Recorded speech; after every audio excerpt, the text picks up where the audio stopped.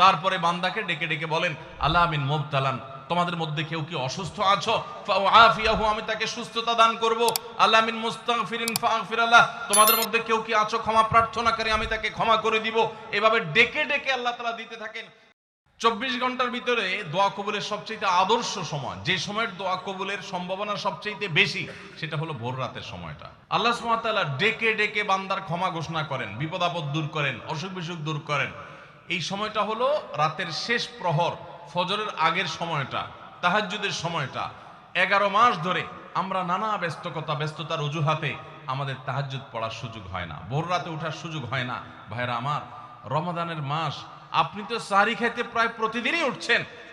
আপনার যেহেতু সাহরি খাওয়ার উদ্দেশ্যে উঠাই লাগে, তো আপনি কেন এই মাসে সাহরির সময় ভোর রাতের এই সময়টাতে যখন আল্লাহর সাধারণ ক্ষমা ঘোষণা করেন, ওই সময়টাতে আপনি কেন শুধুমাত্র খেয়ে পরে আপনি মসজিদে চলে যাবেন ফজরের জন্য? অবশ্যই আপনি সাহরি খেতে উঠলে 2-5 মিনিট সময় বের করে বিশেষভাবে আল্লাহর কাছে দোয়ায় মনোনিবেশ করবেন। আমাদের একটা বড় ভুল হলো সাহরির এই সময়টাকে দোয়ায় আমরা মনোনিবেশ করি না। সম্ভব হলে 2 রাকাত নামাজ পড়েন, 4 রাকাত নামাজ পড়েন। সেটা যদি না পারেন তো সাহরির খানার শেষে অথবা আগে আপনি আপনার রুমে গিয়ে লাইট বন্ধ করে নিরিবিলি জায়গায় একটু আল্লাহর কাছে হাত তুলে একটু চোখের পানি ফেলে চান, দোয়া করেন। দোয়ার এই সুযোগটা 11 মাস আপনি পান না, রমজান মাসে সাহরির উসিলায় পেয়েছেন, তো আপনি সেই সুযোগটা কেন হাতছাড়া করবেন? আমি বিনয়ের সাথে বলতে চাই, একজন মানুষের যেন আমরা এই সুযোগটা হাতছাড়া না করি। আমি পারতপক্ষে কোনোদিন এই সুযোগটা হাতছাড়া করি না ভাইরা। যেদিন কিছুই করতে পারি না, ওইরকম দোয়া করার সময় হয়তো নাই, কোনো কারণে দেরি হয়ে গেছে উঠতে উঠতে, ওই দিন খাইতে খাইতে মনে মনে দোয়া করার চেষ্টা করি, প্লেটটা ধুইতে ধুইতে দোয়া করার চেষ্টা করি। কারণ মুয়াজ্জিন ফজরের আজান যখন দেন, ওয়াক্ত যখন হয়, তার আগ মুহূর্ত পর্যন্ত আল্লাহ তাআলা দুনিয়ার আসমানে এসে তারপরে বান্দাকে ডেকে ডেকে বলেন আল্লাহ মিন মুবতালান, তোমাদের মধ্যে কেউ কি অসুস্থ আছো, ফাআফিয়াহু, আমি তাকে সুস্থতা দান করব। আল্লাহ মিন মুস্তাগফিরিন ফাগফির লাহ, তোমাদের মধ্যে কেউ কি আছো ক্ষমা প্রার্থনাকারী, আমি তাকে ক্ষমা করে দিব। এভাবে ডেকে ডেকে আল্লাহ তাআলা দিতে থাকেন।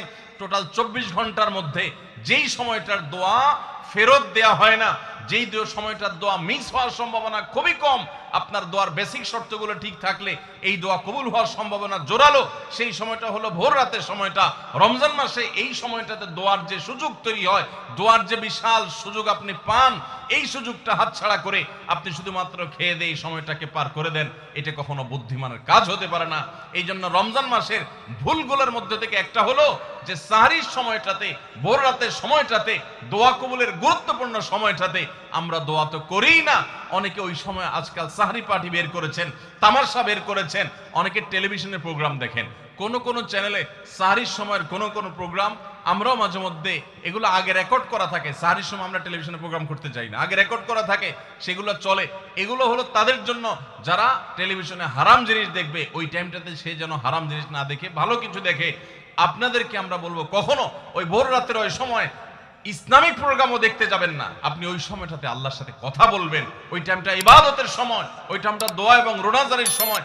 আমরা বেশিরভাগ মানুষ এই ভুলটা করি যে রমজানে আল্লাহর কাছে পাওয়ার এই বিশাল সুযোগ আমরা হাতছাড়া করে ফেলি। আমরা এখন থেকে সাহরিতে উঠলে দোয়া করব তো ইনশাআল্লাহ। আল্লাহ আমাদের সবাইকে তৌফিক দান করুন। অনেকে রোজা রেখে থুতু গিলাটাকে দোষণীয় মনে করেন যে রোজা রেখে বোধহয় থুতু গেলা যায় না, এই জন্য ঘন ঘন থুতু ফেলে দেখবেন অনেকে আছেন।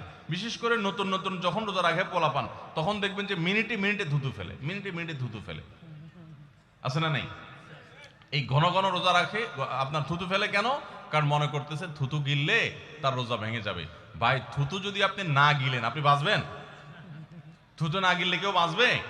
যতই আপনি থুতু ফেলেন, আপনার থুতু তো কিছু না কিছু ভিতরে যাবেই। যদি না যায়, গলা শুকিয়ে গেলে তো আপনি মরেই যাবেন।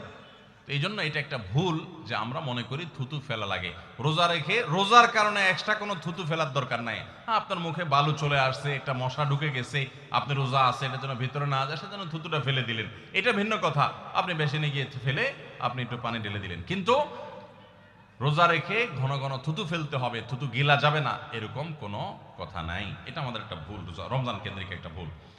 আমরা বেশিরভাগ মানুষ রমজান মাসে ফজরের নামাজ পড়ে এসে ঘুম দেই।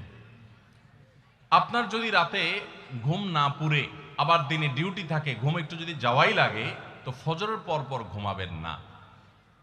আলহামদুলিল্লাহ, আমাদের বাসায় আমরা এটার প্র্যাকটিসটা প্রতি বছর খুব হার্ডলি করার চেষ্টা করি। ফজরের পর পর কোনো ঘুম নেই, ফজরের পর একটু কোরআন তেলাওয়াত করেন। প্রথম প্রথম চোখ ভেঙে আসবে, কারণ আপনি ভোর রাতে উঠছেন, অভ্যাস নাই। তো যাতে চোখে ঘুম না আসে সেজন্য নানান বুদ্ধি বাইর করেন, করে ঘুম দূর করেন, একটু উঠবস করেন। ওই টাইমে বসে ফজরের পরে আপনি তেলাওয়াত করেন, জিকির আজকার করেন, সকাল সন্ধ্যার দোয়াগুলো পড়েন, একটু দোয়া করেন, রমজানের কিছু আমল করেন। এশাকের নামাজের ওয়াক্ত হয়ে গেছে, 2 রাকাত নামাজ পড়ে এরপর আপনি পারলে দরকার হলে শুয়ে যান, কিন্তু ফজরের পর পর শুয়ে যাবেন না। এটা একটা ভুল, কারণ নবী করিম সাল্লাল্লাহু আলাইহি সাল্লাম সকালের এই সময়টার জন্য দোয়া করেছেন, আল্লাহুম্মা বারিক লি উম্মতি ফি বুকুরিহা, আল্লাহ আমার উম্মত জন্য সকালের সময়টাতে বরকত দান করুন। আর ওই সময় আপনি ঘুমায় থাকছেন। তো রমজান মাসে আমরা এটা একটা ভুল করি, এটা আমরা করব না যথাসম্ভব। আমরা যারা নিয়মিত আজানের জবাব দেই, আজানের জবাব দেওয়া একটা আমল, আপনারা জানেন তো? মুয়াজ্জিন যা বলে তার সাথে সাথে তা বলা, তার পরপর সেটা বলা। মুয়াজ্জিন যখন আল্লাহু আকবার বলে, তখন আপনিও আস্তে আস্তে করে আল্লাহু আকবার বলবেন। মুয়াজ্জিন আবার যখন আল্লাহু আকবার বলবে, আপনিও আল্লাহু আকবার বলবেন। মুয়াজ্জিন যখন আশহাদু আল্লা ইলাহা ইল্লাল্লাহ বলবে, আপনিও আশহাদু আল্লা ইলাহা ইল্লাল্লাহ বলবেন। মুয়াজ্জিন যখন আশহাদু আন্না মুহাম্মাদুর রাসূলুল্লাহ বলবে, আপনি কি বলবেন? আশহাদু আন্না মুহাম্মাদুর রাসূলুল্লাহ বলবেন। অনেকে সাল্লাল্লাহু আলাইহি সাল্লাম পড়ে, সাল্লাল্লাহু আলাইহি সাল্লাম পড়বেন হলো আজানের শেষে, কিন্তু আজান চলাকালীন আশহাদু আন্না মুহাম্মাদুর রাসূলুল্লাহ বলবেন। সহিহ মুসলিমের আজানের জবাব দেওয়ার অধ্যায়ে পরিষ্কারভাবে নবী সাল্লাল্লাহু আলাইহি ওয়াসাল্লাম শিক্ষা দিয়েছেন। ইমাম মুয়াজ্জিন যখন বলবে ইযা ক্বালা আশহাদু আন্না মুহাম্মাদুর রাসূলুল্লাহ ফাকুলু আশহাদু আন্না মুহাম্মাদুর রাসূলুল্লাহ, তখন আমরা আশহাদু আন্না মুহাম্মাদুর রাসূলুল্লাহ বলবো। এরপর হাইয়া আলাস সালাহ হাইয়া আল ফালাহ যখন বলবে, তখন লা হাওলা ওয়ালা কুওয়াতা ইল্লা বিল্লাহ বলবো। এরপর আল্লাহু আকবার বললে তাই বলবো, লা ইলাহা ইল্লাল্লাহ বলার সময় তাই বলবো। তারপরে আজানের জবাব দেবো, দুরূদ পড়বো, দোয়া পড়বো। এই যে আজানের জবাব, এটাতে লাভ হয় কি জানেন? মুয়াজ্জিন আজান দিয়ে যেই সওয়াব পায়, আজানের যারা মুখে জবাব দেয়, মুয়াজ্জিনের সাথে সাথে বলে, তাদেরকে আল্লাহ তাআলা সমপরিমাণ সওয়াব দান করে। আর মুয়াজ্জিন কি পরিমাণ সওয়াব পায় সেটা কি জানেন? কোন মুয়াজ্জিন যদি আল্লাহকে খুশি করার জন্য আজান দেয়, দুনিয়ার উদ্দেশ্য তার কাছে না থাকে, বরং আল্লাহকে খুশি করাটাই তার উদ্দেশ্য থাকে, তাহলে এই মুয়াজ্জিনের ফজিলত হলো, ওই মুয়াজ্জিনের আজান শুনে যত মানুষ মসজিদে আসবে, ওই ওয়াক্ত নামাজে যত মানুষ শামিল হবে, সবাই যে পরিমাণ সওয়াব পাবে, যার যার অ্যাকাউন্টে যাবে, বোনাস হিসাবে সবার সমপরিমাণ সওয়াব মুয়াজ্জিনকে দেওয়া হবে। আর আপনি মুয়াজ্জিনি না করে শুধু আজানের জবাব দিলেও সেই মর্যাদা বোনাস হিসেবে আল্লাহ তাআলা আপনাকে দান করবেন। এই হাদিসের ফজিলত একবার আরো 10-12-13 বছর আগে কোন এক জায়গায় আমি বলেছিলাম, সৌদি আরবে থাকতে। তখন এক ভদ্র মহিলা আমাকে বললেন, হুজুর, এই হাদিসটা আপনার কাছ থেকে শেখার পর, জানার পর থেকে আমি মক্কা শরীফের লাইভ আজান নিয়মিত ওই টাইমে, আমি রেডিও টেডিও শুনি না, মোবাইলে বিভিন্নভাবে লাইভ আজানটা আমি শোনার চেষ্টা করি এবং ওই মুয়াজ্জিনের সাথে সাথে জবাব দেওয়ার চেষ্টা করি। কারণ আমার যখন এটা জানা হলো যে মুয়াজ্জিন যত পরিমাণ সওয়াব পাবে, তত পরিমাণ সওয়াব পাওয়া যাবে, তো মক্কার মুয়াজ্জিন সাহেবের আজান শুনে যত মানুষ প্রতি ওয়াক্তে নামাজ পড়ে, এত বেশি নামাজ তো দুনিয়ার অন্য কোনো মসজিদে প্রত্যেক ওয়াক্তে পড়ে না। সো আমি লক্ষ লক্ষ মানুষের নামাজ পড়ার সমপরিমাণ সওয়াব, মুয়াজ্জিনের পরিমাণ পেতে চাই, সেজন্য মক্কার লাইভ আজানটা আমি ফলো করি। আমি অবাক হয়ে গেলাম, মানুষ আল্লাহর সন্তুষ্টির জন্য কত ভাবে চেষ্টা করে, অথচ আমরা হেলায় হারিয়ে ফেলি। আপনার মহল্লার যে আজানটা সবার আগে আপনার কানে আসে, আপনার মহল্লার আজান, ওটা জবাব আপনি দিবেন, এরপর বাকিগুলো আপনি দিতে পারলে দিবেন, না দিতে পারলে না। এই যে আজানের জবাব, এই আজানের জবাবটা আমরা অনেকে 12 মাসে একটু আধটু দেওয়ার চেষ্টা করলেও, রমজান মাসে মাগরিবের নামাজের আজান, এটার জবাব নিয়মিত আজানের জবাবকারীরাও দেয় খুব কম। এটা রমজানের একটা ভুল। কেন দেয় না? কারণ সেই আসরের পর থেকে নিয়ে 10, 12 পদ, 13 পদ, 14 পদ ইফতার সামনে নিয়ে বসে যে দাঁত কচকচ কচকচ করতেছিল, হাতগুলো শুধুমাত্র আকুপাকু করতেছিল যে কখন আপনার বেগুনি ধরবে, কখন পেঁয়াজ ধরবে, কখন বুটমরিতে হাত দিবে।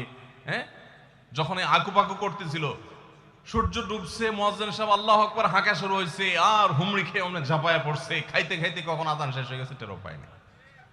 ঠিক না বে ঠিক? আপনি খান, ওয়াক্ত হয়ে গেছে, সাথে সাথে আপনি খেলেন, আজান শুনলেন, সাথে সাথে আপনি খেলেন, ভালো কথা। একটু মুখে দিয়ে খেতে খেতে, খাওয়ার ফাঁকে ফাঁকে মুয়াজ্জিনের আজানের জবাবটা দিয়ে ফেলেন। কিন্তু ম্যাক্সিমাম মানুষ আমরা এই ভুলটা করি। আমি খেয়াল করে দেখেছি, যারা নিয়মিত আজান দেয়, তারাও আজানের জবাব দেয়, তারাও দেখেছি এটা করে না, অর্থাৎ ভুল হয়ে যায়। তাহলে আমরা লক্ষ্য করবো তো ইনশাআল্লাহ। মাগরিবের সময় ইফতারের ফাঁকে ফাঁকে আমরা আজানের জবাব দিয়ে দিব। আসুন্নাহ ফাউন্ডেশন, উম্মার স্বার্থে সুন্নাহর সাথে।